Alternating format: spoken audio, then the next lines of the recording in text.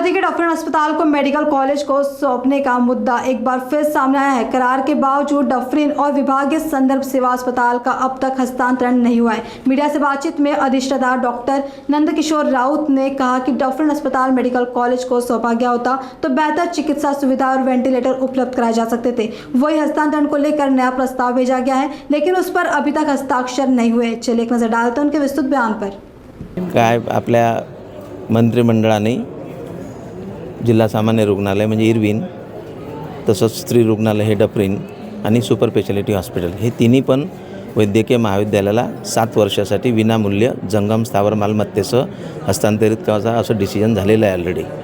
पण माझ्या पूर्वीचे जे डीन होते त्यांनी त्याचा जो करार सामंजस्य करार पब्लिक हेल्थसोबत मेडिकल एज्युकेशनने जो करायचा असतो त्याच्यामध्ये त्यांनी चुकून फक्त इरविनच लिहिलेलं होतं।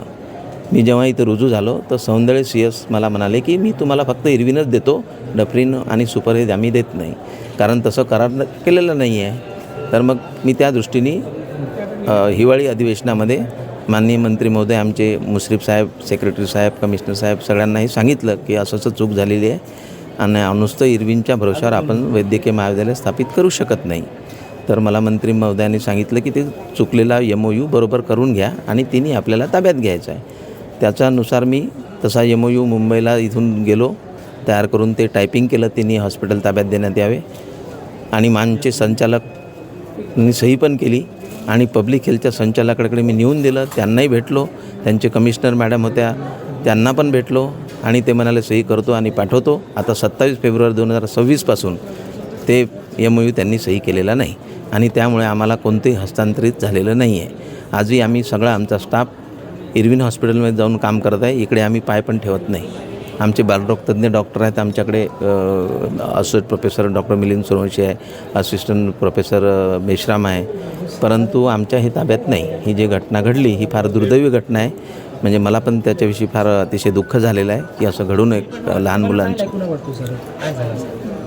कसं आहे। आता इलेक्ट्रिक त्याच्यावर पॉवरचं काही लोड जास्त होतं का, जास्त मशीनं होत्या का, AC आहे सगळं असल्यामुळे ते बघावं लागेल। परत काही तुमच्या मशीनमध्ये काही कशा प्रकारची मशीन ही 8 महिन्यापूर्वीच सुरू झाली असं मला समजलेलं आहे मशीन, तर ते चांगल्या क्वालिटीची घेतल्या गेली की नाही याचं पण चौकशी व्हायला पाहिजे की त्याच्यामध्ये काही प्रॉब्लेम होता का, की मशीन लो ग्रेडची जर घेतली आपण तर त्याच्यामध्ये असे इलेक्ट्रिकचे प्रॉब्लेम उद्भवू शकतात। म्हणून आम्ही चांगल्या प्रतीच्या उत्कृष्ट आपल्या जिल्हा सामान्य रुग्णालयासाठी घेतल्या आणि जे आधी ज्या होत्या जुन्या त्याच्यापेक्षा हे सुपर आहेत, पाहून घ्याल तुम्ही कधी जाऊन। आणि ते आता मी काढून ठेवल्या जुन्या आणि नवीन लावल्या आहेत तिथं आणि ते कार्यान्वित पण केले आहेत। नाही जुन्या म्हणजे आता चायनामेड ज्या आहेत त्या स्वस्त असतात, व्हेंटिलेटरसुद्धा स्वस्त आहेत चायनामेड, पण आम्ही चायनामेड घेतले नाही कारण मी सांगितलं की आपले ICUमध्ये रुग्ण हे मृत्यूशय्यावर असतो, त्याचं जीवन वाचवणं डॉक्टरांचं कर्तव्य आहे। तसे मशीन हे उत्कृष्ट दर्जाची असले पाहिजे।